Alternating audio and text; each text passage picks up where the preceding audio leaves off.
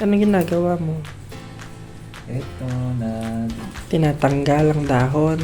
natanggal ko yung dahon dahil luluto ako ng paksiw na isda. Paksiw? Tawag sa Bicol ay Inun-on. Inun-on. Pero sa Tagalog, that's paksiw. Tuyot na yung kampo. Malapit ng malanta. Tuyot lang ito. Kasi siguro dahil sa malamig ang panahon, kaya lalong. Tapos syempre, isasali ko itong tangkay para Tangkay? Anong tangkay? Uy, tangkay ito. Tangkay sa Tagalog? Tagalog ba ang tangkay? Ewan. Syempre, hugasan pa yun. Bakit kulay itim na yan? Yan talaga. Iba talaga ang kulay ng kangkong dito sa Antarctica.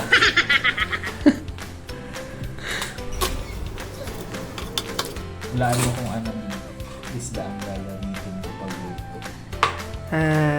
Dilis? Wrong. Sibubog. Sibubog? Alam mo kung anong sibubog? Galunggong? Galunggong. GG? GG. Yun. Siyempre, maglalagay tayo. Pachay? Kasi mas mura kesa sa talong. Oo, mahal ng talo ngayon. Yung talong ngayon, ginto rin yung presyo.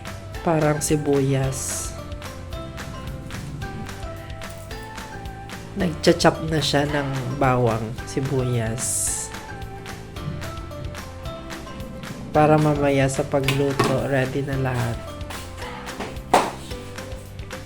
Ayan. Tcharam!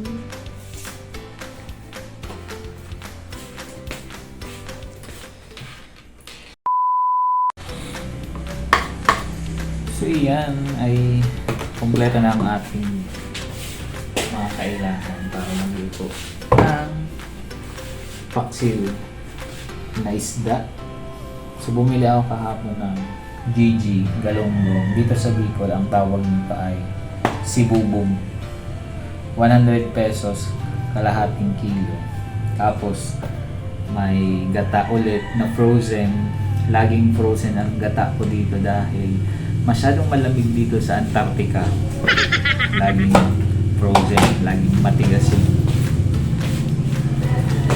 Tapos syempre yung pechay, inugasan ko na, yung kangkong, may suka, paminta, asin, tapos mga sangkap, sile, bawang, sibuyas, kamatis, at luya. So, let's do it!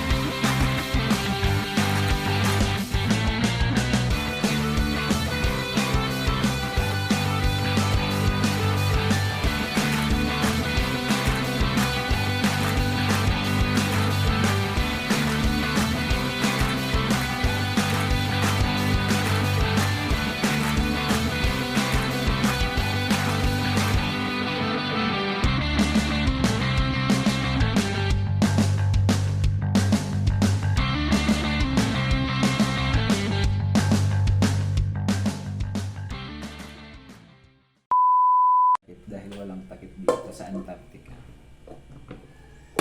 Hindi uso ang takip dito. So let's cook.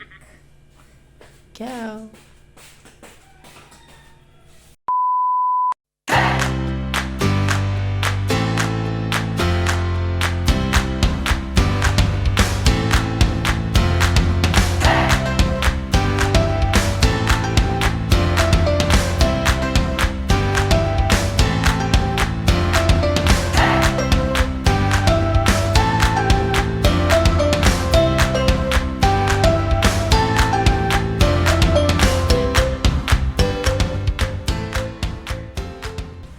So while waiting na maluto yung aking paksiw na isda, shoutout muna sa lahat ng mga subscribers natin dyan.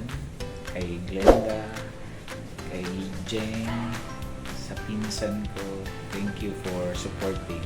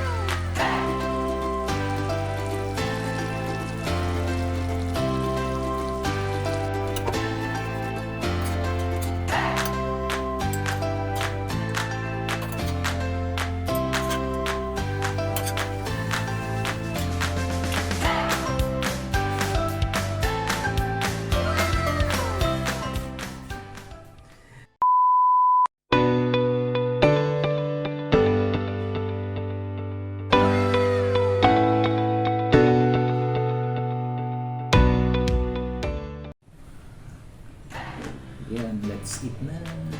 Here's our Paksiw na Gata na Galunggong. So, tikman natin. Favorite ko talaga ang gata-gata. Very masarap. Actually, di siya nag-rice. Kasi nasa, ano siya, diet. Ako talaga hindi uso ang diet. Eggs and ulam lang. For now.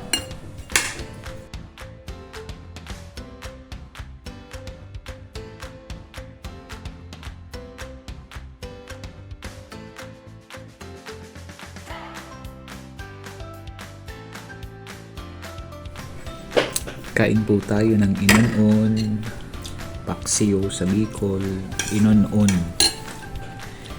Yan. Thank you for watching. Please like, comment, and subscribe to my channel. Bye!